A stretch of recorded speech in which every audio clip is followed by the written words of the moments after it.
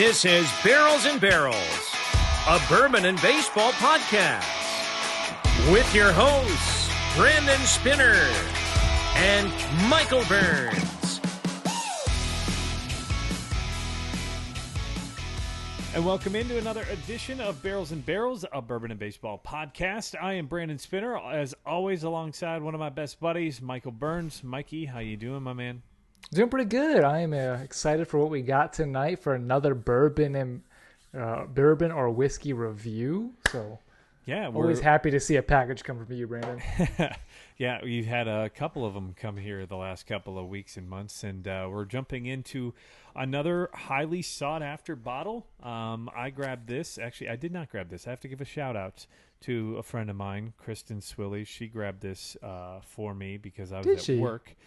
So big shout out to Kristen. She is my whiskey mule when there's something that may be out there. So big tip of the hat. A big tip of the hat to Kristen Swilly, one of my coworkers. You've heard us talk about her before here on Barrels and Barrels, but this is where I got that from. Before we jump into this, Michael and I, we match, right? You see that? You can only see this on YouTube. We've got some T-shirts, so if you want to get a T-shirt from us, reach out. We've got those out for sale. You can buy soft. Very comfortable material, right? Mm-hmm. And you can reach out to us, whether that's Instagram, Facebook, Twitter, but more likely to be via email. That is barrelsn, the letters N in the middle there. So barrelsnbarrels@gmail.com. Or also we're on Instagram and Facebook, as well as YouTube, all under the same handle at barrelsnbarrelspod. So that's where you made it so easy for him, Brandon. You made it so easy. Very easy. On Twitter, they didn't allow enough characters, so it's barrels and barrels. There's no pod at the end, but if you start typing that in, you'll be able to find us. And if you're watching on YouTube, above our heads, you see where Michael and I can be found on Instagram, right there, at whiskey_weather and at BNB_Burns. So we're doing a whiskey review. This is a bourbon review this week, Michael. Booker's. It is one of those highly sought after limited time offers, released multiple times a year, but different batches.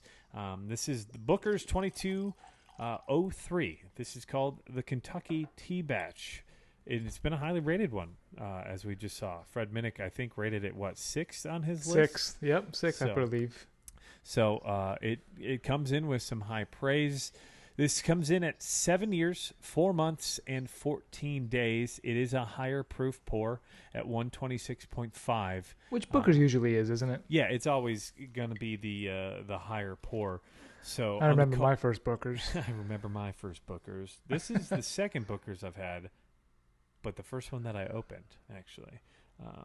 Because I got them within weeks of each other, to be honest.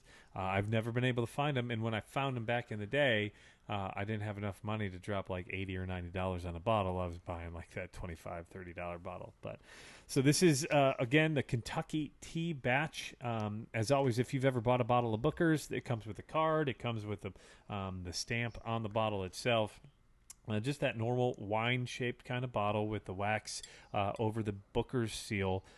And this is the 03 release. So this is the third out of 4 here in 2022. And this, again, as I mentioned, was called the Kentucky Tea Batch, coming from Jim Beam or the James Beam Distillery. So this third release of Booker's is called the Kentucky Tea Batch. While some may flavor their whiskey with tea leaves, Booker loved to flavor his water with bourbon, something he called Kentucky tea, which is kind of funny, right? Flavor your water with bourbon? Yes. So as you can imagine, Dad loved the flavor of bourbon, especially his Booker's bourbon. Since Booker's is over 100 proof, the flavor still pulls through when added to water. So he'd take 1 part bourbon and 4 parts water and just enjoy his drink. So one night when a reporter was at Dad's house for supper, he asked why Dad drank Kentucky tea. Dad quickly replied, "Why would I flavor my water with tea leaves when I can flavor my water with bourbon?" It was that simple. Kentucky tea was his drink. He would drink it with a country ham or a fish dinner and would say, you need to sip the right proportion of Kentucky tea to really appreciate the food. And that's what I love about the batch story. It always has some sort of story behind the name, whether it's the food that they ate, the drink that they drank named after someone in their family or someone that was close to them. And I think that's what makes Booker's, the story there, so cool and so awesome. I want to do 4 parts bourbon, 1 part water. Hello. Let's try that on another podcast in the future and see where that goes. So, as always, it does have the master distiller notes. Again, this is coming from Fred No, the Beam's 7th generation master distiller. All right. So, made of 6 production dates that were aged in 6 different warehouses. Breaks down, so this is going to be a lot. So, if you can't follow it, I totally understand. 2% of it came from the 3rd floor of the 7-story warehouse 5. 1% came from the 4th floor of warehouse X. 1% also came from warehouse D, which was on the 4th floor.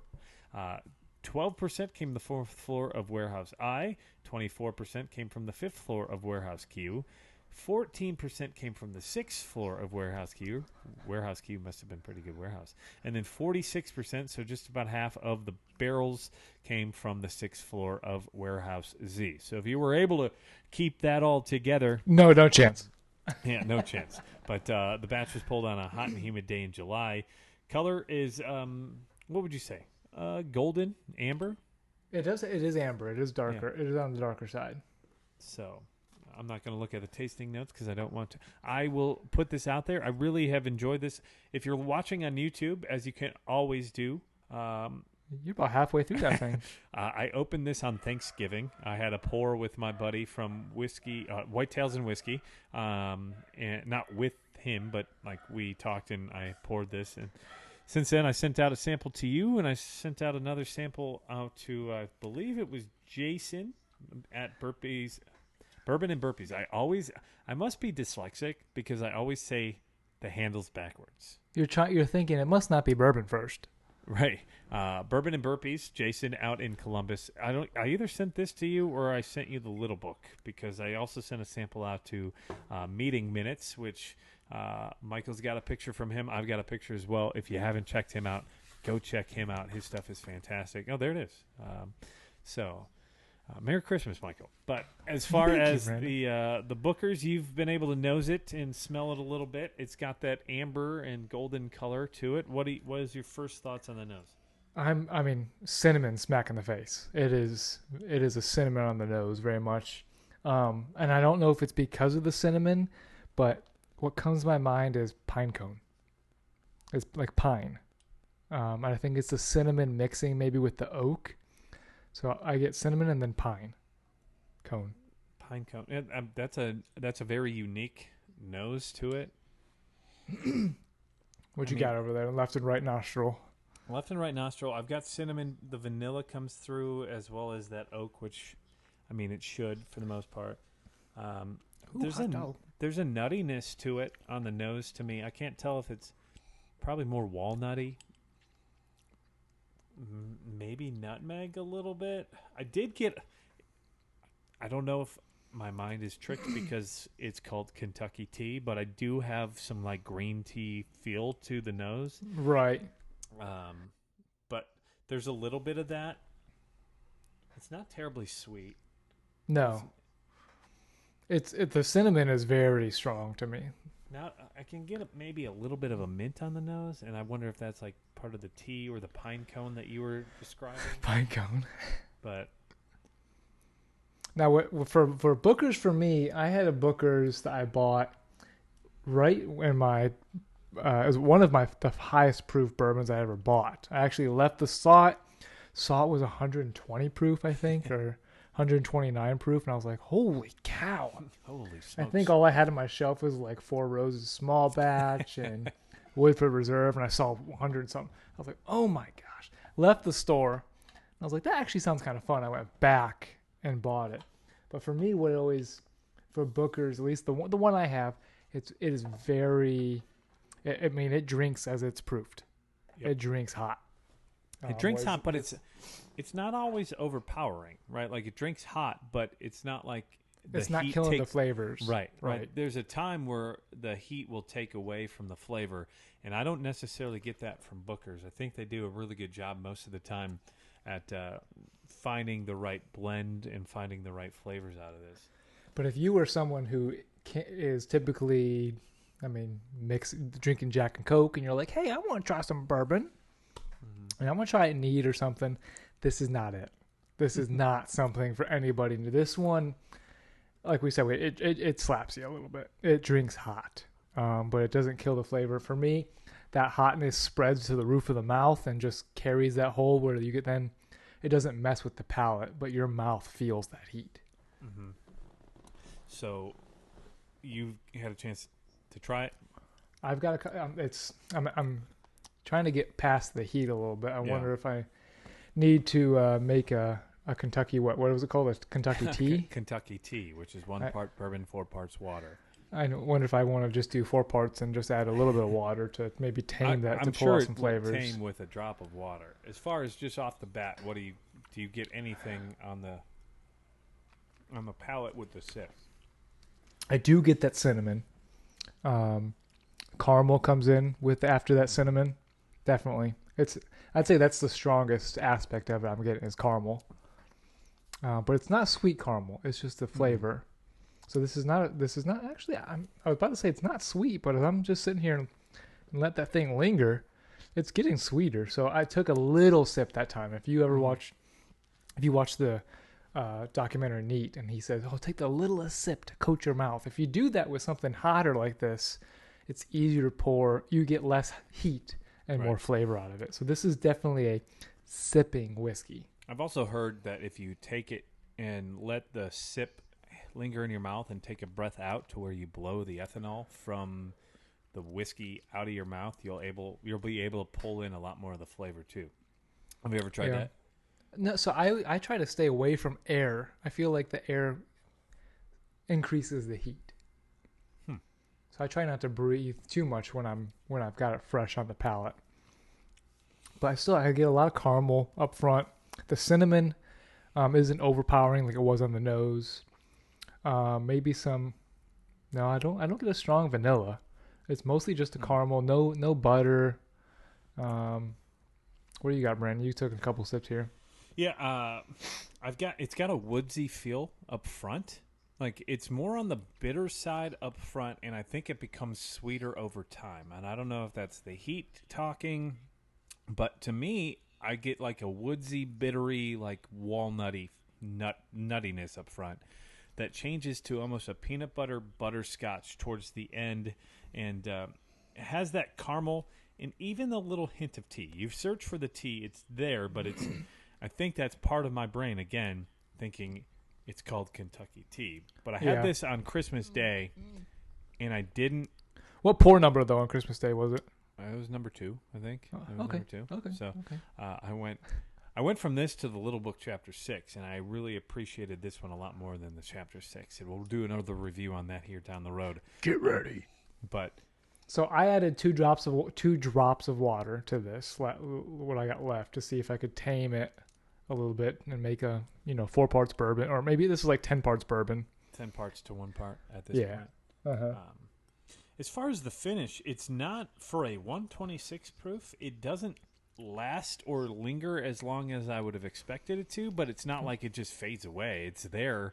It's just we've had other barrels and other bottles here recently that a couple 30, 40 seconds after you've had the pour, like it's still there. I feel like taste the flavor. I feel like after 30 seconds, the flavor's there. It's that lingering, not pop roxy feeling, but like that rye spice at the end just kind of fades away.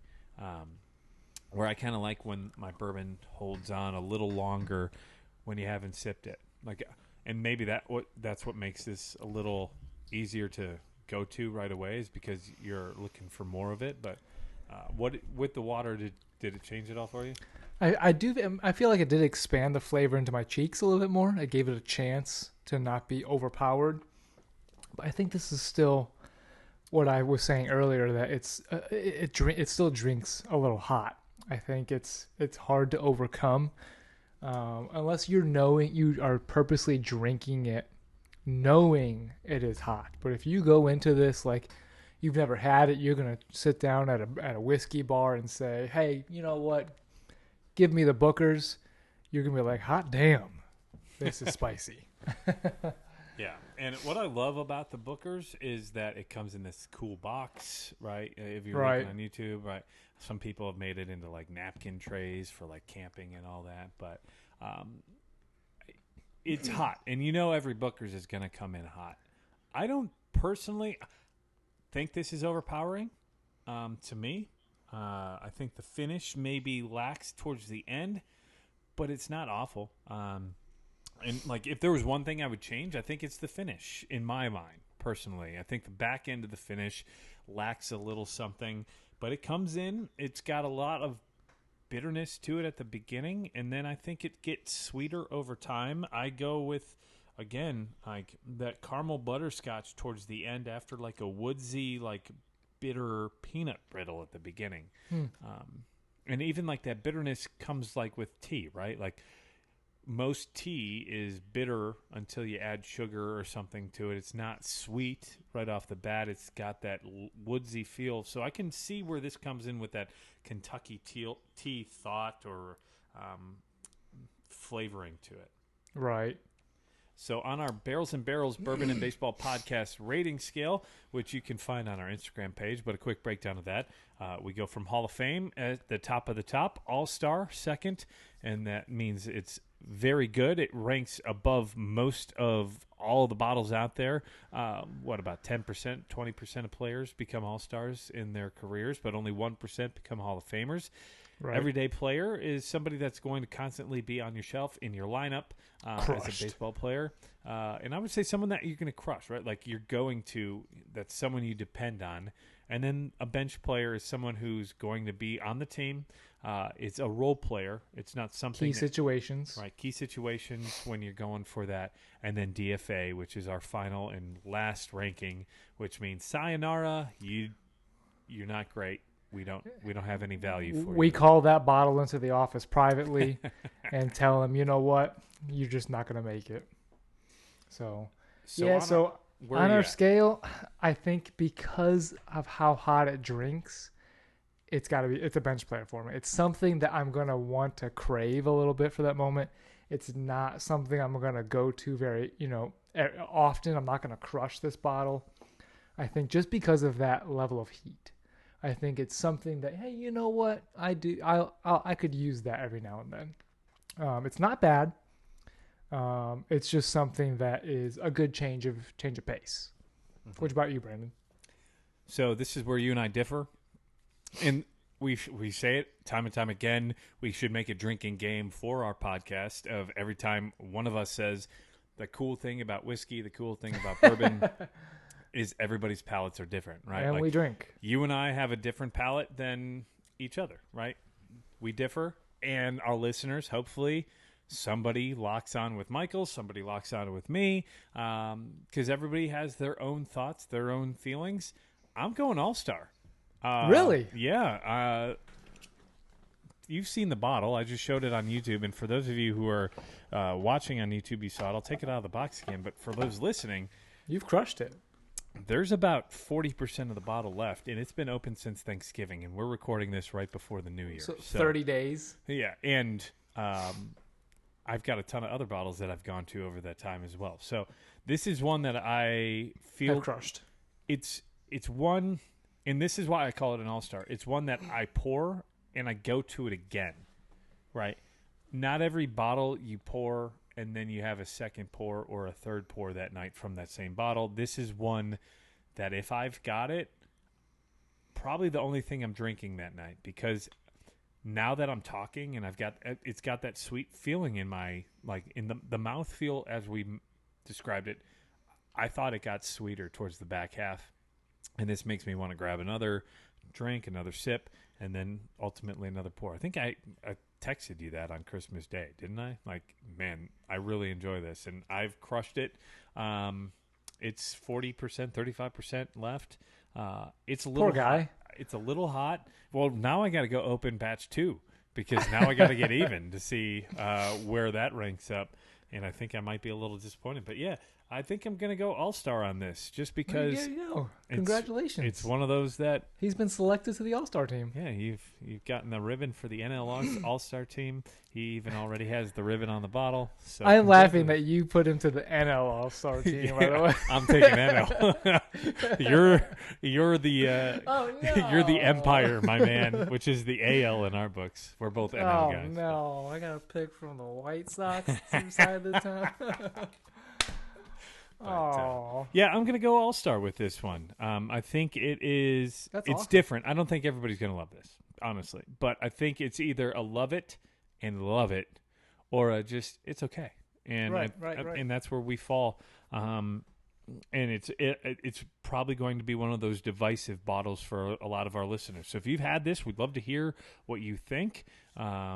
Whether that's on Facebook. What team are you voting for, AL or NL right here? What side do you want? Well, so far you have 1 All-Star, I have 3. So by rankings, I have a better team so far because it's more stacked. No, that's not how it goes. But we love all of your opinions. We'd love to hear what you think of this Booker's Kentucky Tea batch, batch 3 this year here in 2022. As we're turning the calendar to 2023. I'm excited about what Booker's is putting out there. We've got a couple other samples from Booker's to talk about, and Jim Beam just overall from what the James Beam Distillery is putting out there. I really enjoy this pour. I've had several other Booker's before in the past, and this is towards the top of the rankings of a lot of the Booker's that have been put out there, in my mind. So, yeah, this was top 6 on Fred's list. And yeah. I'm looking at Fred's list. It has, some name brands mixed in and some others, you haven't heard of mixed in. So I think of 2022, that has probably been the most consistent and the more reputable list. I don't think it always is, but I would fall in line. Well, I think that's where that lands. There you go.